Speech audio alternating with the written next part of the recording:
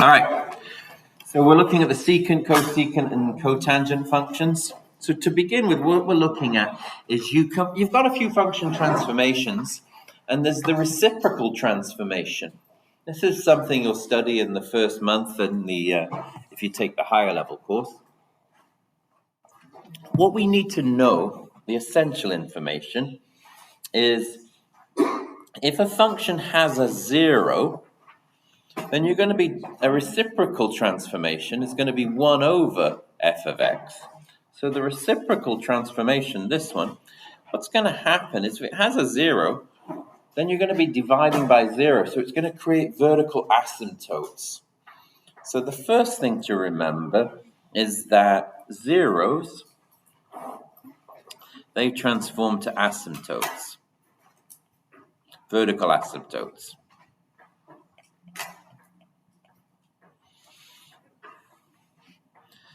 The inverse of that is that asymptotes will become zeros. So here on this one, it's the inverse of that. That's not quite it. The other good one to remember is that the maxima and minima, if you have local maximum and local minimum points, they stay in the same location, but they flip. So if you have a maximum at 1, 1, the reciprocal function will have a minimum at 1, 1. So our second one is this one, is that minimums become maximums and maximums become minimums, but they stay in the same place. This is really important too.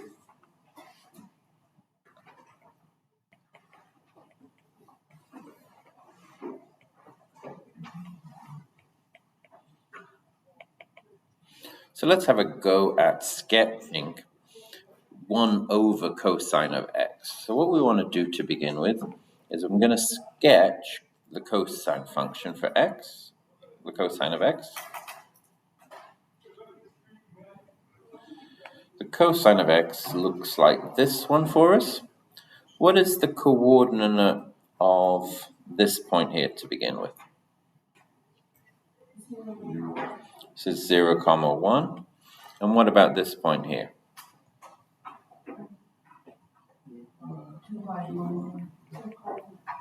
2 pi, 1. How about this point here? This is pi, negative 1. And then these 2 points. What's the first one on the left? Pi over 2, 0. And 3 pi over 2, 0. So if we want the reciprocal of this one, what we want to do is start off always with your vertical asymptotes. So your vertical asymptotes are going to occur when the original function has a 0. So we are going to get a vertical asymptote here.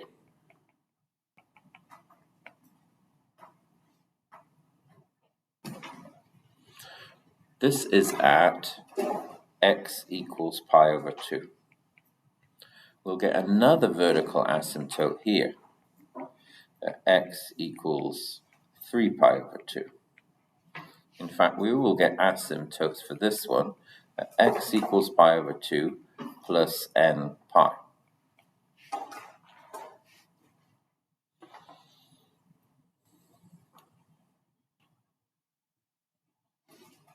Next up, we can plot our minimum and maximum. So we are going to get a minimum here at 0, 1. It doesn't move. We are going to get a maximum here at pi, minus 1. But so if this is a minimum, it needs to go up like this. If this one's a maximum, it has to hit the maximum like that. So this function is going to look like this. It's going to go through here at 2 pi, 1. So this is the graph of y is equal to 1 over the cosine of x. Now we give that a name, we call it the secant function. So that is the secant of x. And this is how the graph looks.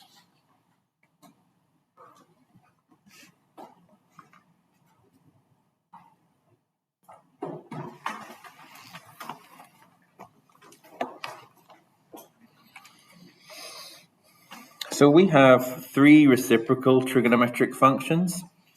We have the secant function, which is 1 over the cosine. We have the cosecant function, which is 1 over sine. They're kind of switched. And we have the cotangent function, cot, 1 over tan.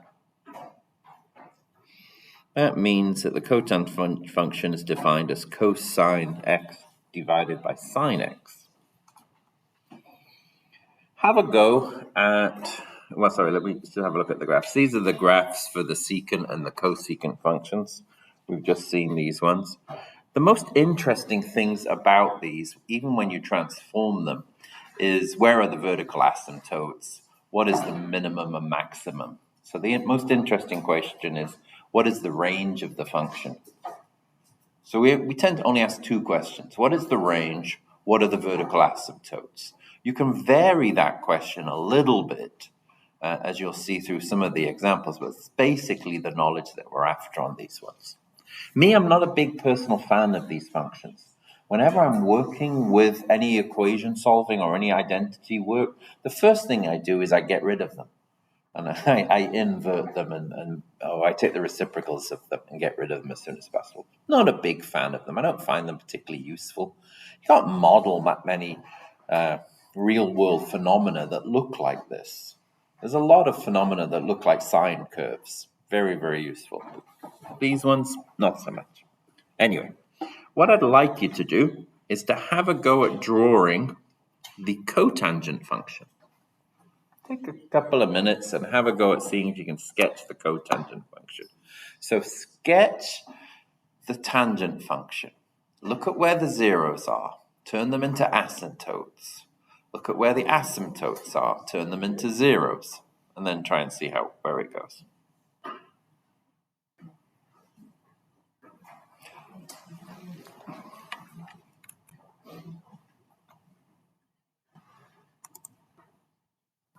Let's have a look. Where are we at? All right, so just practicing a little bit, sketching these type of functions.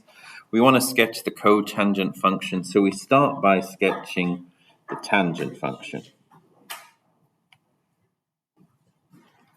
The tangent function has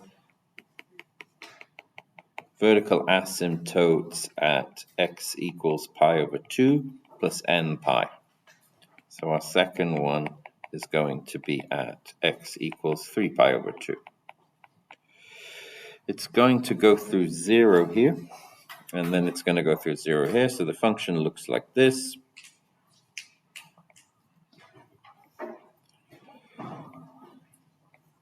This is y is equal to tan x.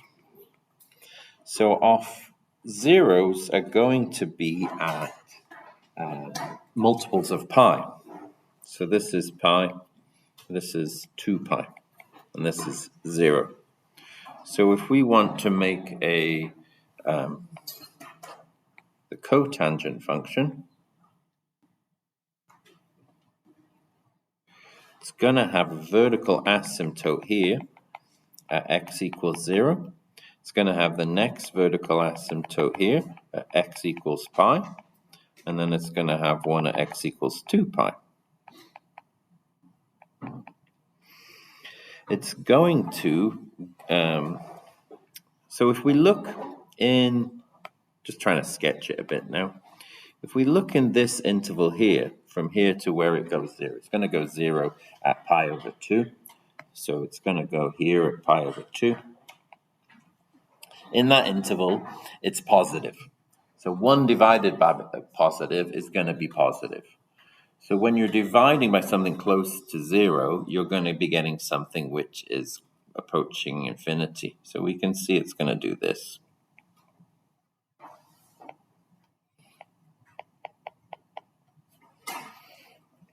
All right, and there's a sketch of it for you.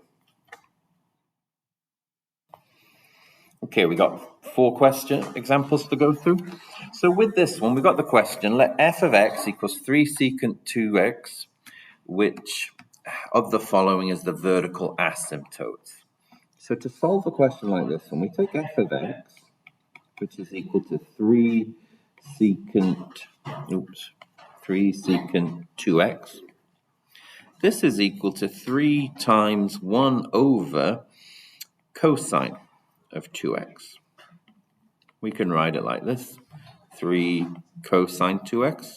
I like to sort of see the 3 outside the bracket because then you get an idea of the order of precedence of the transformations.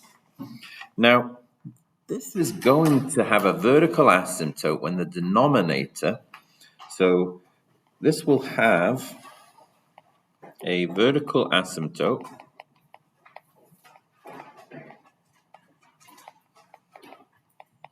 when the denominator is equal to 0. That means we've simply got the equation cosine 2x equals 0.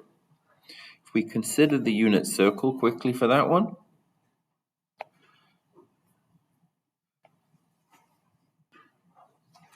now we want the cosine, which is the x coordinate, to be 0. So that's going to happen here and here.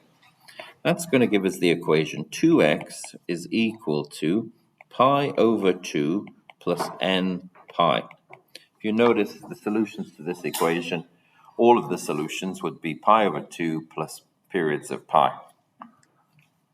So that means x is equal to pi over 4 plus n pi over 2, where n is an integer.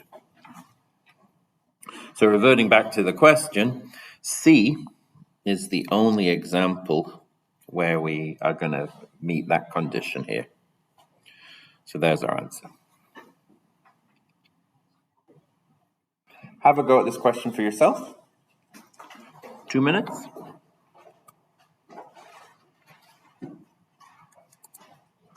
All right, so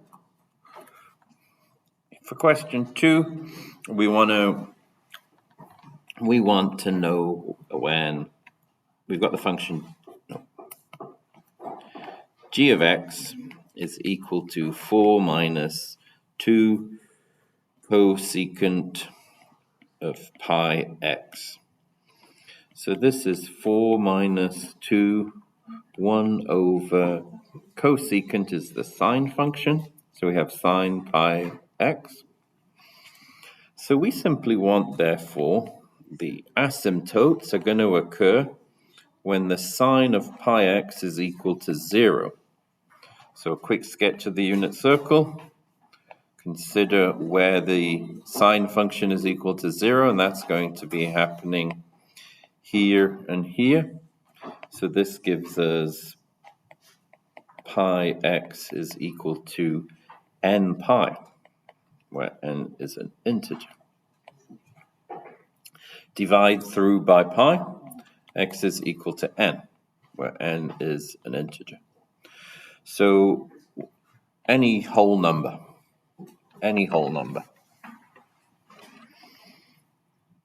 Okay. So for this one, we need to determine what the range is going to be. So this one's quite easy. We've got h of theta is equal to 3 cosecant pi over 2. So that is 3 times 1 over sine pi over 2. We only have to consider what are the maximum minimums. So the maximum minimums, the range of sine, so the sine of pi over 2, theta over 2, is going to have a range between 1 and minus 1. So that, if we were to take that and turn it into a range for cosecant, that means that cosecant of theta over 2 is going to be going from -1 down toward negative infinity, or it's going to be going from 1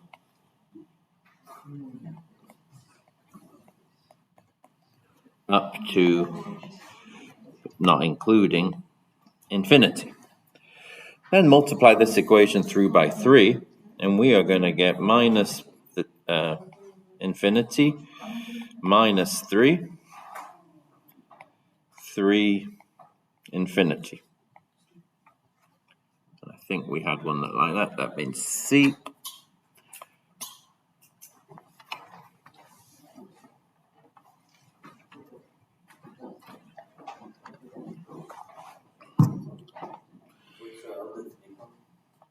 Because the function has a transformation at the beginning of transforming the function by 3.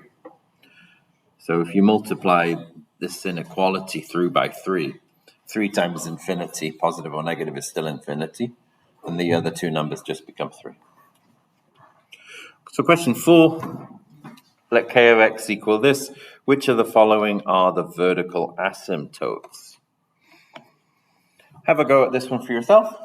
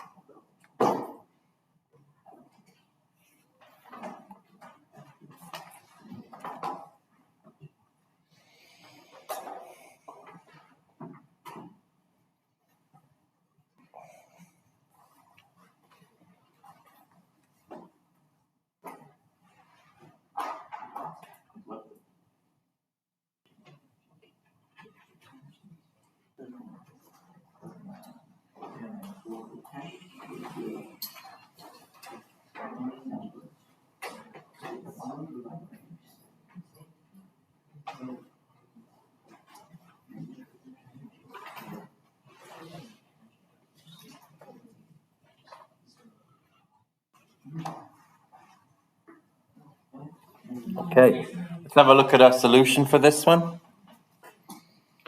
So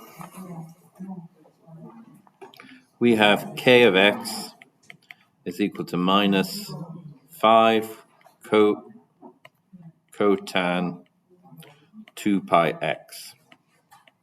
This is minus 5 times 1 over the tangent of 2 pi x. So we want to know where it has vertical asymptote, so we need tan 2 pi x to equal 0. The tangent function is equal to 0 at intervals of n pi. So that means 2 pi x equals n pi. That means that x is equal to n over 2, where n is an integer. So B is our correct answer. Okay, let's try some exam-style questions. Have a go at this one for yourself. 2 minutes for this one.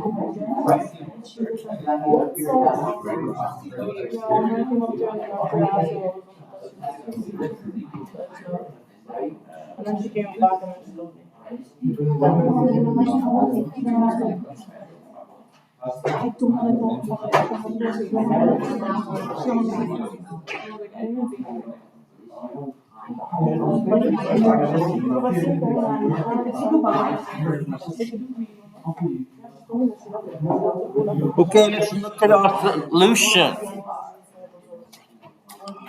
Look at our solution here for this one. Just check, am I still recording? Yep. All right. So what we want to do is the best thing to do for any question. Danny, can you put your phone away? The best thing to do for any question is to find the asymptotes and find the range. Now, finding the asymptotes means, so the function that we have is f of x is equal to 2 cosecant of 2 pi over 3x. This is equivalent to 1 over sine 2 pi over 3x. So we want to find for the asymptotes, when is the sine of 2 pi over 3x equal to 0? Now, if we consider the unit circle briefly, sine is the y value. We want the y values to be 0. That's going to give us 2 pi over 3. X is equal to n pi. If we rearrange that, we are going to get x is equal to 3 over 2n. So putting up a little set of possible solutions, n could be 0, n could be 1, and when n is 2, it's going to go through 3. So the first vertical asymptote is at 0, and the third is at 3, and then there's one in between. So if we look at the asymptotes, we need to have them starting at 0, and we need to have one at 3, and we need to have one halfway in between at 1.5. I think this is the only one that matches that there on the asymptotes. We can see by the vertical dilation here that the range is going to be from negative infinity to negative 2, from 2 to infinity. But all of them have the same range in these sketches. So the correct answer is going to be D. Okay, 2 minutes for this one. Have a go at this question.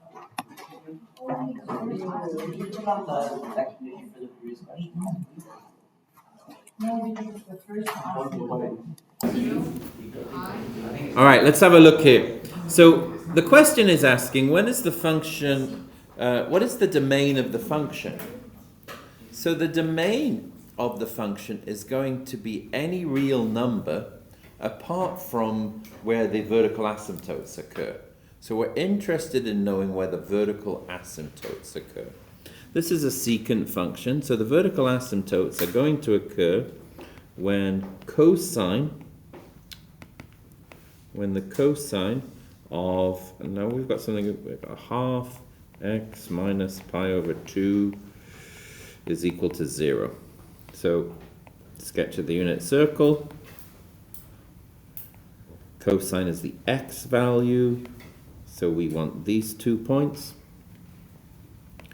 So that gives us a half bracket x minus pi over 2 is going to be equal to, and now we have pi over 2 plus n pi as our set of solutions. So let's start by multiplying through by 2. Let's start by shrinking things a little bit. I'm running out of space. There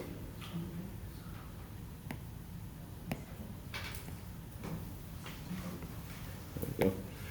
Okay, let's start by multiplying through by 2. We get x minus pi over 2 is equal to pi plus n2 pi.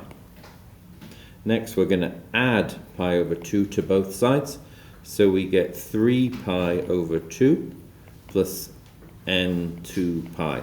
If we're adding pi over 2, let me just show you with a linear equation how this would look, because the pi's confuse people to begin with. So if we have x minus 1 equals 2 plus n, let's say 3n. If we have this equation, which is basically what we have an equation that looks like this. When you add 1 to both sides, you only add it to this number here. You're not adding it to the 3n because there's a variable there, and you're adding just a number.